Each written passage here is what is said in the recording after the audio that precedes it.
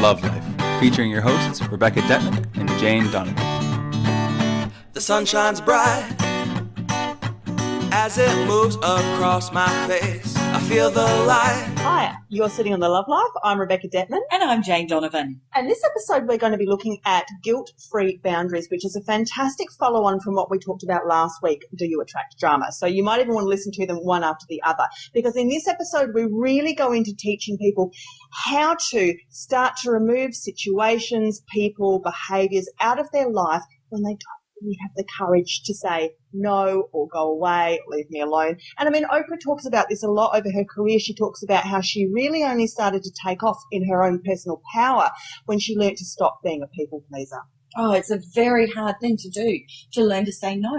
And the reason that people, well, there's many reasons, but one of the biggest ones is the feeling that other people won't like me if I say no. I'm going to be rejected. I'm going to lose this friendship or this relationship or this business associate. Somebody's going to get angry at me if I say no. There's going to be conflict if I say no.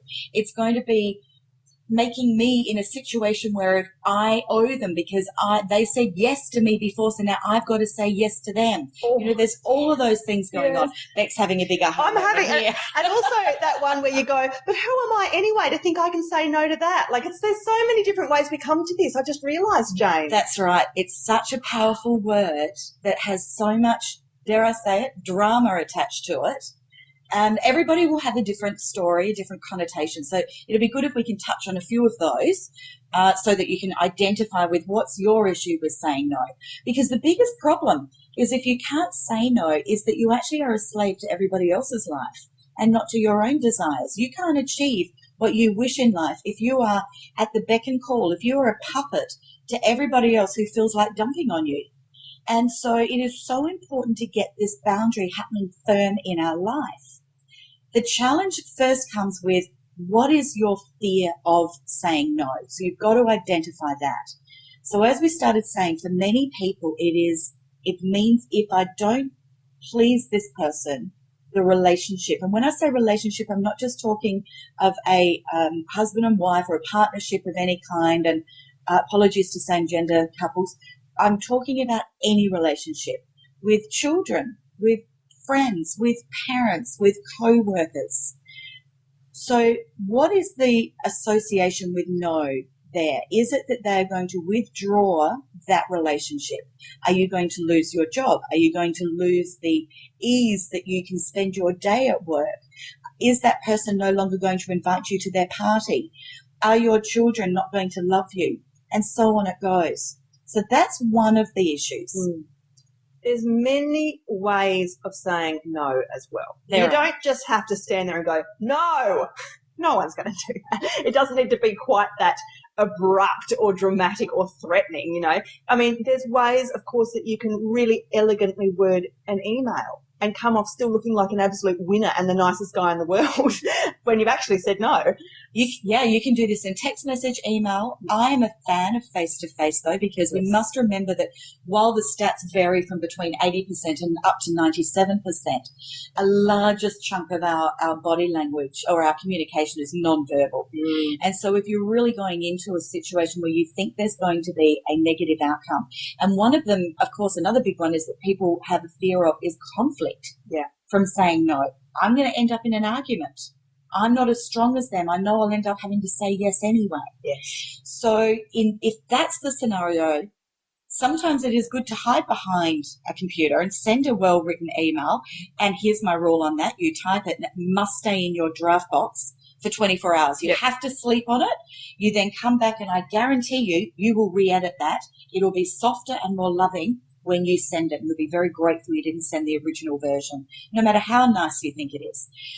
So you can hide sometimes behind an email, and it can serve. If you've got a big assertive energy that you're having to deal with, it can really serve to hide behind an email or text messages.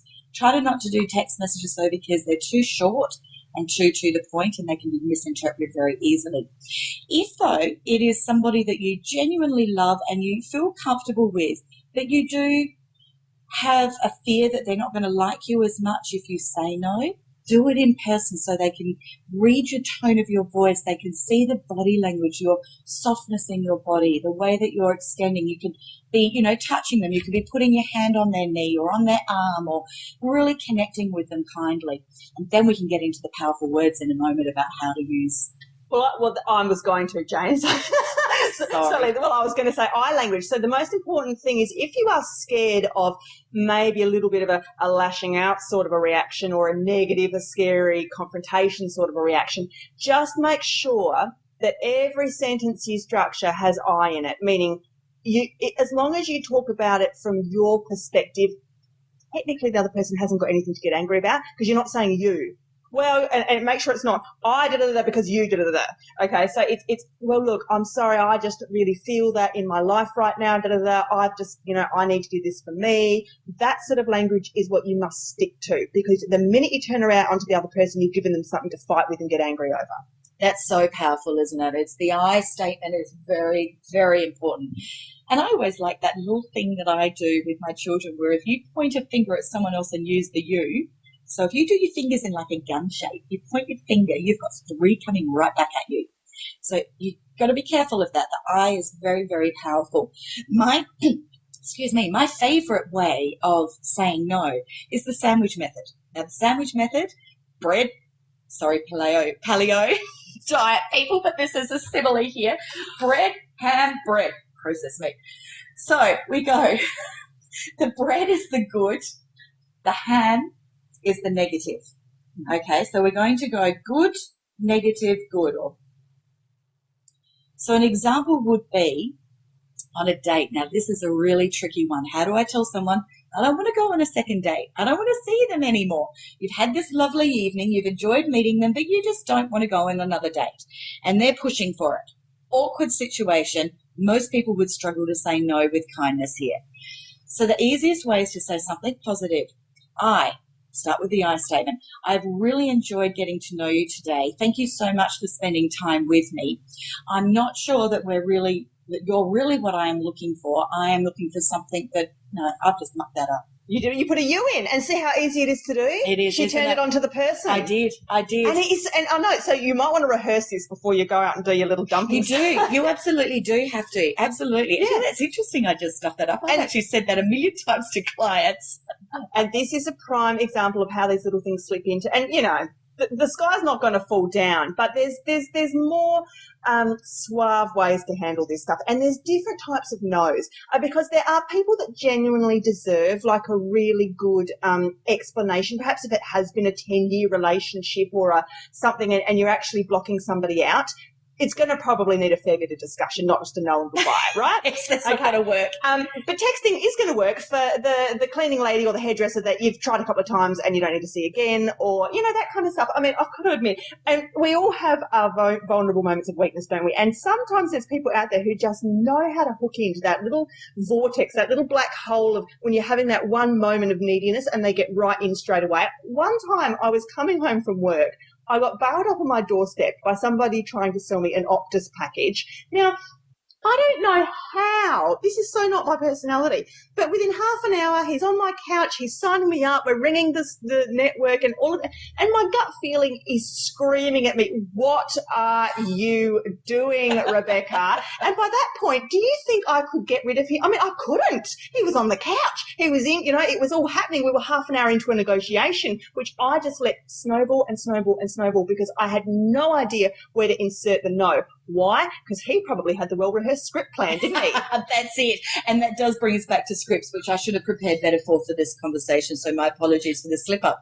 So, back to the dating thing, I think it would be best to say something along the lines of, thank you so much for this evening. I've really enjoyed spending time with you and getting to know you better. I'm not ready for a second date. I would, however, like to say that I think you're fabulous and I do wish you good luck. I believe that whoever you do end up with is going to be a very lucky lady.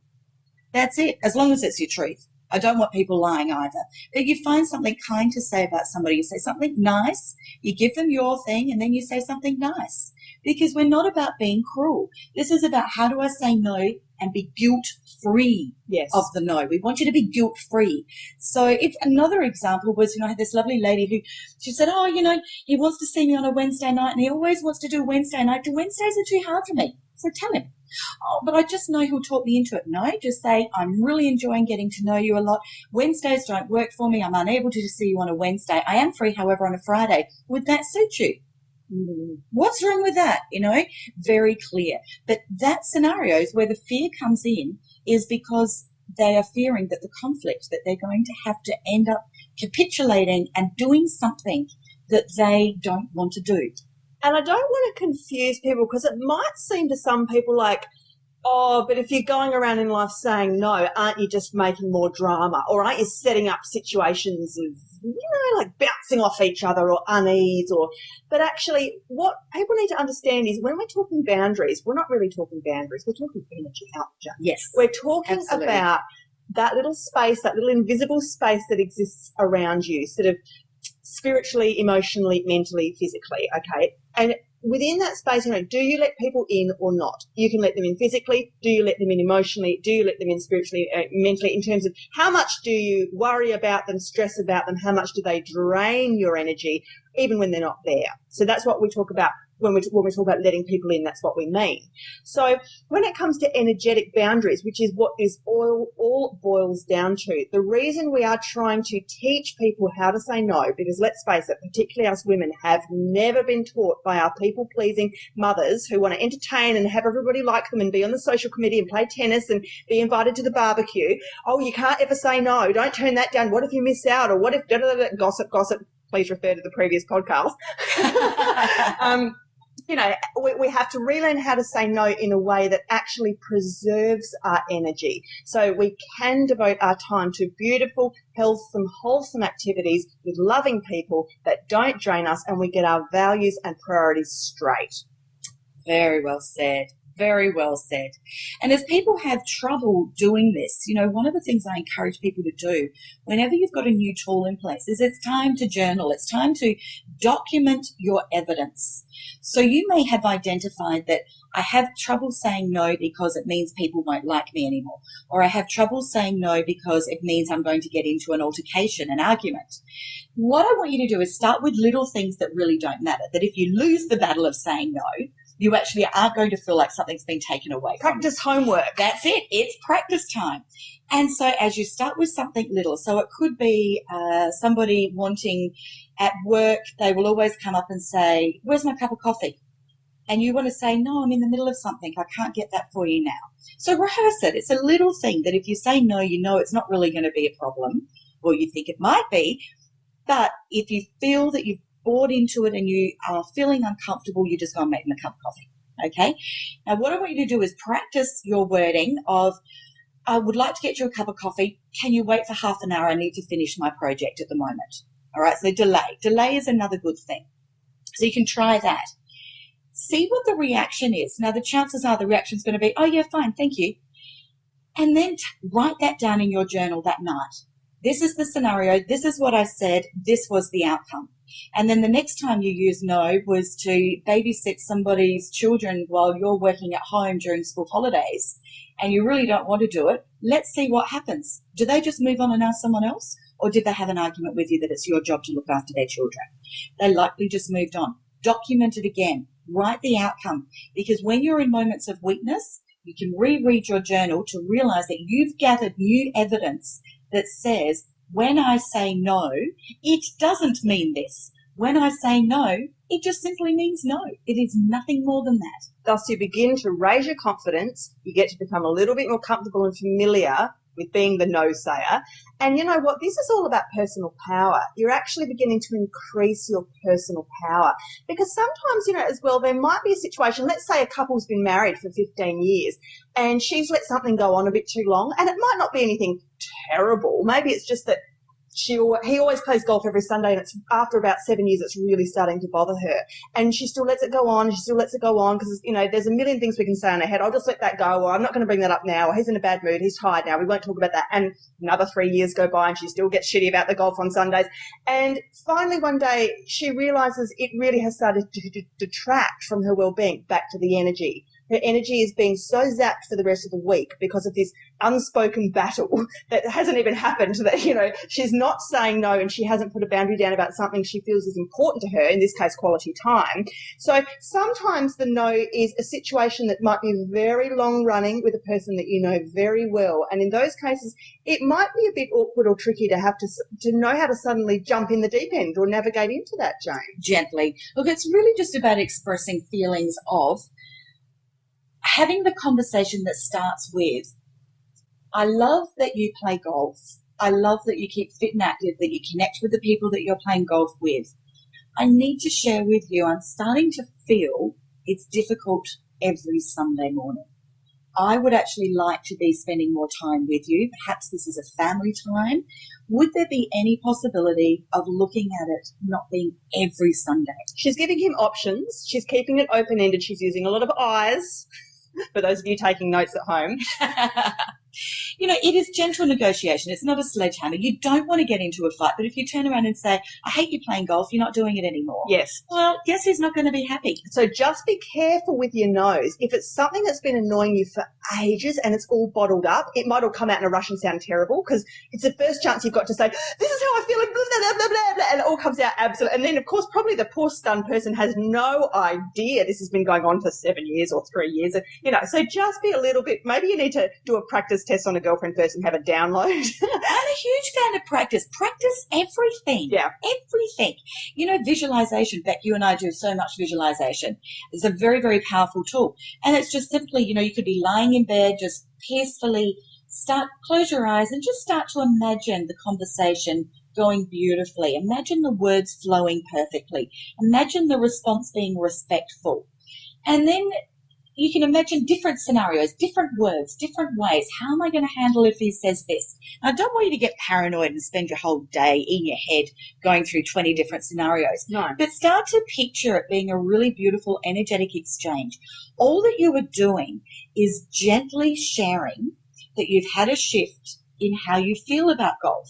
Now, it's taken you 7 years to get to this point, so you don't need to have it fixed that Saturday or that Sunday. You can have this start to raise that there is an issue and could we look at different outcomes of how this perhaps could be rectified. But having said that, my experience is that when you are able to enable other people to achieve what they want to achieve, they will actually reciprocate. The energy will be bounced right back at you. So when you want to go for a girls' weekend or you want to go to the movies every Saturday afternoon with your girlfriends or whatever it is that you want to do, it's not going to be a problem. So it is looking also at what is it that the Sunday morning thing is really bringing, what is it really making me feel? Is it that he just gets up and walks out the door without any consideration for me? Then is that actually a pattern that's been occurring throughout the 7 days that you only notice it on a Sunday and you're blaming it on the golf? And it's actually got nothing to do with the golf. Oh, this is good. So what I would want people to do then is really look at how can I achieve that I desire in a different way so he can still go to golf, but I'm actually going to get my needs met as well, which is I want to be made to feel special. Could I articulate to him that I'm feeling a little detached? It isn't about the golf, but could we create some time that is our time? And can you be spontaneous about this and make me feel connected and valued in your life as much as you're valuing golf? Now, Jane, it would be remiss of us on the Love Life show to be talking about boundaries and not talk about sex. Okay, bring it. We have to say the word sex.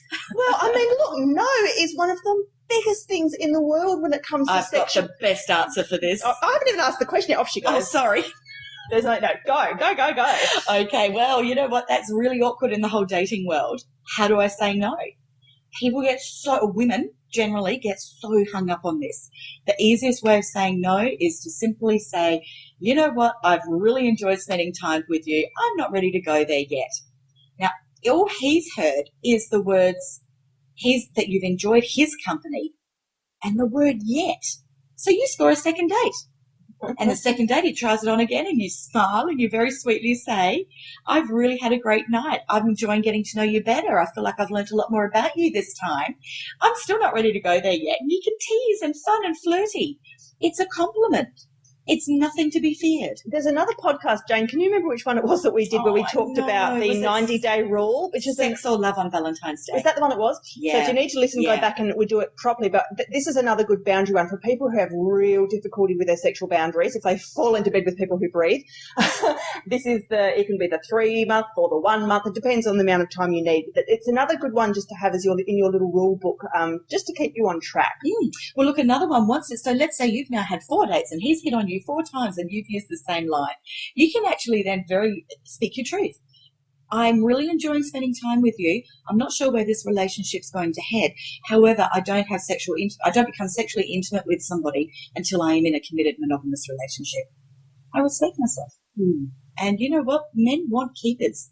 They don't want the girl that's been around the block 16 times. It does take guts to say that, though, right? Yeah, but once you do it once, it's so empowering. It would be. It's empowering. Now, there's only going to be 2 responses from him. He's either going to hear the word yet and ask for another date because he's also, like you, he's into you, or he's going to run for the hills and you're not going to hear from him again. Now, if that happens, you've just got to believe me on this. He was never a keeper. He was only there for sex. Yeah. Now, if that's what you're wanting, well, then go for it. And then we don't need to be talking about how to say no. But if you are not wanting that, that's how you determine the difference between a player and a keeper. Respect, yeah. So stop and think, I dodged a bullet. Thank you. I actually used the word no and I dodged a bullet and I stopped bonding with somebody through oxytocin that I hardly know. Okay, Jane, what about during the act if it suddenly becomes a no for a girl? Oh, gosh, you're dropping a hard one on me right now. Because this is real life, and I'm always thinking of teenagers. Like, it's just me. I always default to teens and to the younger women and how we can teach our daughters some of that behaviour, and men too. Everyone's got their sexual boundaries. Okay. Everyone's got their limits. All okay. Right. We know things like safe words. Like if you're going to be getting into kinky play, you use a word that's not a sex word. It's a word like alligator or something that's got nothing to do with anything. And if you pull that word out, your partner knows you're serious and they back off. And there's a lot of trust that has to be involved in those sorts of relationships. However, let's say a girl and guy met each other, lots of chemistry in a pub, they go home, she's a bit drunk, they fall into bed, and all of a sudden she's just not, this is a very controversial one, isn't it? And I know in courts of law people get a little bit sort of, she was asking for it or, but she led him on and, they were nearly there and you can't just turn around and say no at that point. Who does that? Well, you can. That's the thing. You absolutely can. It's grey area stuff, but yes. You know what? It is grey area stuff in people's individual minds. It's not in mine. It's black or white. We can stop doing anything that we do in life. Anything. At any point. In this moment. We only have this moment. We don't have anything forward. Doesn't exist. Yeah. At any point, it is perfectly fine to say no. Oh my, but we've got the schoolyard thinking of, but he's got an erection. He's going to be in so much pain now if he doesn't have an orgasm.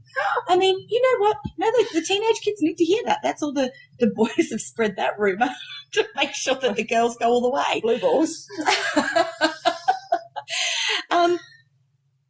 And the fear, though, there is also that fear that they're going to get violent with me. Well, you know what?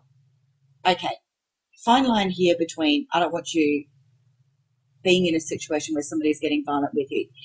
The chances are if you're with a dodgy, if you're with somebody that is going to not respect you saying, no, I've changed my mind, I feel that I'm not fully in my facilities here, I've drunk too much, I really would prefer to be completely consciously aware when we experience this. I'd really like to stop now. Now, all our statements, it's all completely true in this particular scenario. If that man doesn't respect that and he gets angry or he ignores you, you literally just get out of that bedroom or wherever you are, just move from that place, grab your clothes and get out. You've dodged a bullet. If a man is incapable of respecting you and listening to you in any moment, run for the hills. He is never worthy of a second date. Because that's where maybe a verbal no won't cut it. And there will be situations in life where it can't just be a no. It has to be, the actions have to follow suit as That's well. right. That's right. And, you know, not even just to do with sex here, but there will be people out there who just don't hear no. They are like really thick-headed, or they're just, you know, it's like you need to bash them over the head with a cricket bat 3 times before they get the message. Like, not literally, but, you know, there will be people out there who a subtle no is not going to work. And if you know what I think that is as well, I think sometimes it's the universe testing you, because you think, oh, phew, I said no, I did it. I passed the test. Here comes my personal power. I'm confident. And then the person comes back again. Okay, great. Well, yeah, let's do it on Sunday then. And you're like, oh, now I've got to say no again. Maybe you didn't do it well enough the first time. Maybe you didn't do it with enough oomph. Whatever it is the universe is saying, go back and just have another go at that one. And you still might be kind of toeing around on the edge of the pool, a bit afraid to jump in. You still might kind of do the, I'm just really snowed under right now. But that's not a no either. So then they're going to come back again. Absolutely. I had that happen, exactly that thing last week, one evening. Sitting, relaxing with my family, having an evening meal, and the salesman rings. And I just said, look, now's not a good time. When's a good time? And I said, I'm not sure. I said, perhaps I'll take your number and I'll call you back.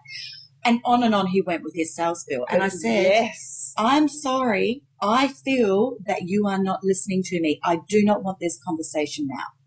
Now, we can get rude. We can hang up. This is the word rude.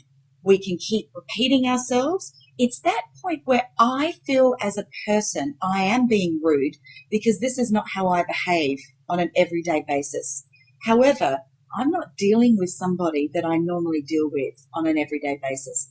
I don't have people in my life, thankfully, where I can control. I don't have people in my life that I have to be so assertive with. But it is a good exercise to practice assertiveness. Again, you use your I statements, and I just kept repeating myself. I'm sorry, I feel you're not hearing me. I don't want to have this conversation now. Oh, but, I'm sorry, I feel you're not hearing me. I don't want to have this conversation now. And by the 3rd or 4th or 5th time, I don't know how many times I said it, he went, okay, because he's run out of sales. I'm not responding to any of his keywords. He's got nowhere to go. He's got no script to go. He's done. Yeah. So he starts repeating himself. And then he bumbles and says, oh, all right, this is a dead end. Get off the phone. So you held tight in that one. You really had to hold strong. And it felt really good in that it was the universe testing. You know, how are you going to handle this? Am I going to hang up the phone? Am I going to sit there and capitulate? And I'll use that word twice today. And listen to this person for the next half an hour and take away from my family time. I'm not going to promise to ring him back because I don't know if I really will. So I'm just going to tell him the truth. I don't want to talk about it.